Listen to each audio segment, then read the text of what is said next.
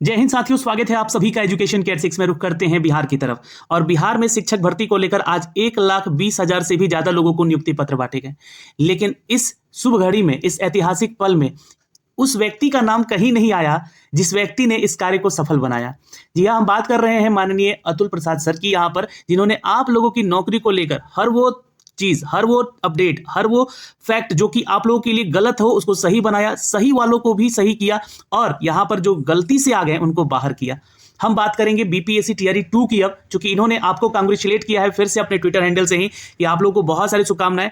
हाँ, ये वैकेंसी जो है अपनी पटरी से थोड़ा सा उतर गया था, लेकिन हम इसको फिर से पटरी पर लाने का पूरा प्रयास किए हैं और अब आप लोग का नियुक्ति पत्र मिल चुका है।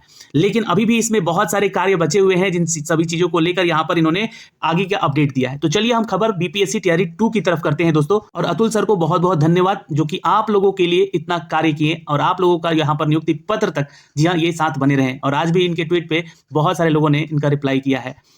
तो दोस्तों, आज के इस वीडियो के माध्यम से जो हम अपडेट देने जा रहे हैं बीपीएससी फेज 2 की बात करेंगे, जहां पर टीचर रिक्रूटमेंट होने वाला है 1,10,000। चूंकि माननीय मुख्यमंत्री जी ने इसको 1,20,000 बोला, जब के पाठक सर का नाम लिया गया, शिक्षा विभाग को बोला गया कि अगले 2 महीने के अंदर ही क्या आप 1,20,000 की नौकरी को कंप्लीट करवाएंगे ना, तो उन्होंने उधर से जवाब दिया हाँ सर बिल्कुल। और शिक्षा मंत्री जी ने भी यहाँ पर खड़े होकर उनका, जी हाँ, यह स्वीकार किया है आज्ञा को। तो यहाँ पर देखिए, अगली वैकेंसी आपकी 1,20,000 की वैकेंसी हो सकती है।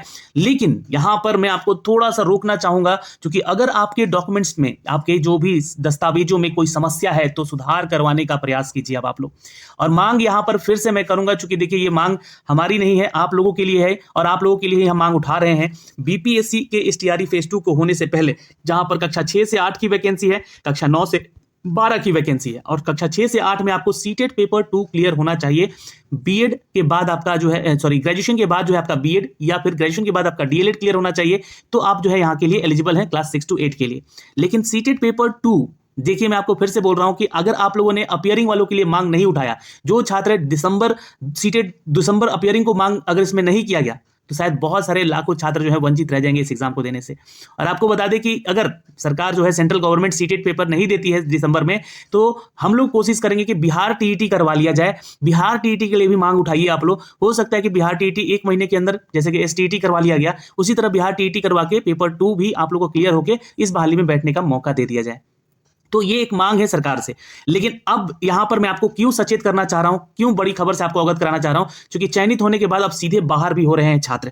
चलिए मैं आपको सीधे इसके एक ऑफिशियल नोटिफिकेशन पर लेकर चलता हूं, लेकिन उससे पहले एक छोटा सा अपडेट आपको देना चाहूंगा दोस्तों। बीपीएससी शिक्षक कक्षा 6 से 8 के लिए ये विज्ञान की गाइड है, जिसके अंदर गाइड के साथ साथ इसमें टेक्स्ट मटेरियल है और साथ साथ चैप्टर वाइज एमसीक्यू। चलिए आपको अंदर दिखा देता हूँ किस तरह से इसमें देखा है। और सबसे खासियत क्या है कि एनसीईआरटी एससीईआरटी का ये पूरा जिस्ट दे रखा है इसके अंदर।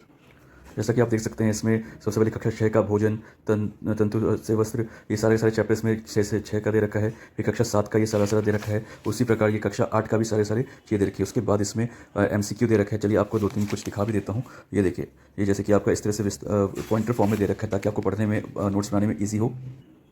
साथ ही साथ आप देख सकते हैं इसमें 6 से 8, 7-8 की सबकी चैप्टर बाय चैप्टर एमसीक्यू भी दे रखा है। जैसे भोजन से रिलेटेड है तो इसमें देखिए, ये देखिए सबका और सब क्वेश्चन के साथ साथ उसका अच्छे से एक्सप्लेनेशन दे रखा है ताकि आपको पढ़ने में आसानी रहे। और इसी तरीके से सारे चैप्टर्स कवर किए गए हैं इस बुक के अंदर, जो कि ये बुक आपके लिए बहुत ही कारगर साबित होगी। आप जरूर इस बुक को देखिए, ये बुक आपके लिए बहुत कारगर साबित होने जा रही है। तो आप लोग जाके उस बुक को जरूर ले लीजिएगा, मैंने लिंक डिस्क्रिप्शन में दे दिया है।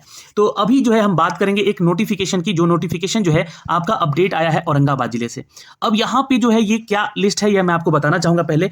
और देखिए, बिहार लोक सेवा आयोग पटना के विज्ञापन संख्या 26/2023 को लेकर प्राथमिक, माध्यमिक और उच्च माध्यमिक विद्यालय अध्यापक प्रतियोगिता में सफल अभ्यर्थियों को प्रमाण पत्रों को मिलान दस्तावेज सत्यापन के लिए जिला शिक्षा पदाधिकारी कार्यालय औरंगाबाद की ज्ञापन संख्या 13-20 दिनांक 26 अक्टूबर के द्वारा गठित जांच समिति के द्वारा जांच के क्रम में अभ्यर्थियों के प्रमाण पत्र दस्तावेज विज्ञापन के आलोक में उक्त पद के लिए अयोग्य पाए गए हैं। अब यहां पर देखिए, आपका अभी भी डॉक्यूमेंट वेरिफिकेशन का जो कार्य था, जो 26 अक्टूबर को हुआ था, उसमें बहुत सारे लोगों को यहां पे अब अमान्य किया जाएगा, यानी कि सीधे बाहर किया जाएगा।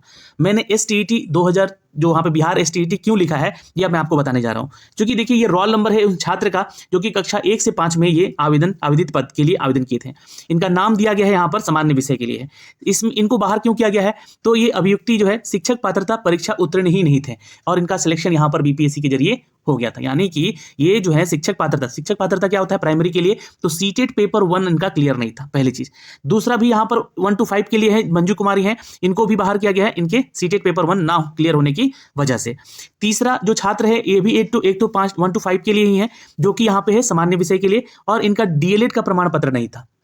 तो बीएड वालों को तो यहां से बाहर किया ही गया था 1 to 5 से, लेकिन डीएलएड का प्रमाण पत्र नहीं होने की वजह से इनको बाहर किया गया।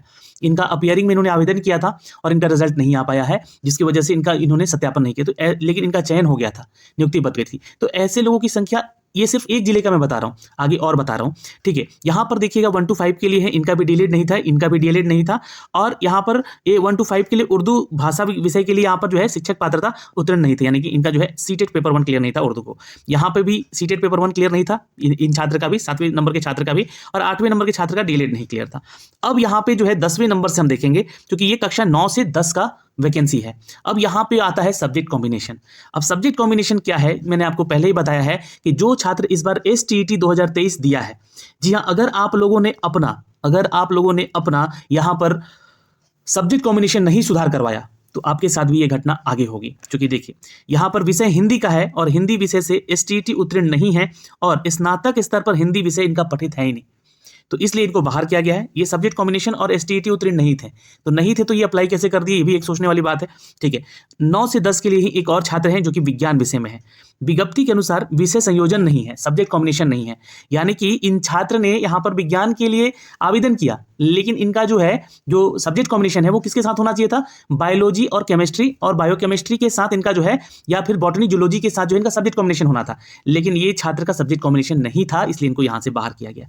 मैं आपको फिर से बता दूं कि STET 2023 देने वाले उन सभी छात्रों को जो कि STET 2023 दिए हैं विदाउट सब्जेक्ट कॉम्बिनेशन और वो पास भी हो गए हैं, तो वो इस भूल में ना रहे कि उनका सिलेक्शन आगे सरकार ले लेगी। तो उस चीज का सुधार करवाने की मांग हम लोग कर रहे हैं। लगातार छात्र आयोग भी जा रहे हैं, अपनी मांगों को रख भी रहे हैं, और मामला कोर्ट में भी चल रहा था और यहाँ पर अभी तक इसका कोई भी जवाब नहीं आया है।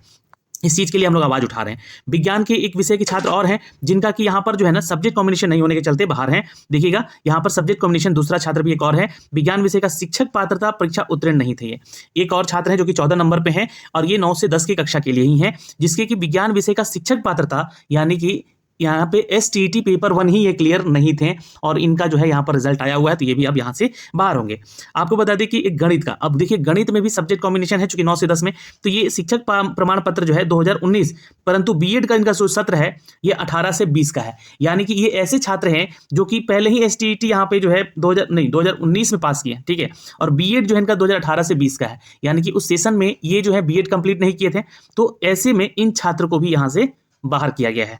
अब यहाँ पे देखिएगा एक संगीत का मामला है, संगीत सब्जेक्ट को लेकर, तो इसको भी देख लीजिएगा। संगीत विषय से शिक्षक पात्रता उत्तीर्ण नहीं, STET यहाँ पे उत्तीर्ण नहीं है। अब STET 2011 में हुआ था, ठीक है, संगीत के लिए। अब जो छात्र इसको पास किए होंगे वही अप्लाई किए होंगे, लेकिन कुछ छात्रों ने सोचा कि 2023 का जो है STET हम देकर यहाँ पर इसको लगा देंगे और यहाँ से पास हो जाएंगे, बल्कि आर्ट एंड क्राफ्ट से इनकी उत्तीर्णता है, तो ये इसलिए ये बाहर है। संगीत के लिए एक और छात्र हैं, 11-12 की अब बात हो रही है, यहाँ पे देखिएगा स्नातकोत्तर स्तर पर संगीत की जगह कथक और नृत्य पठित है इनका।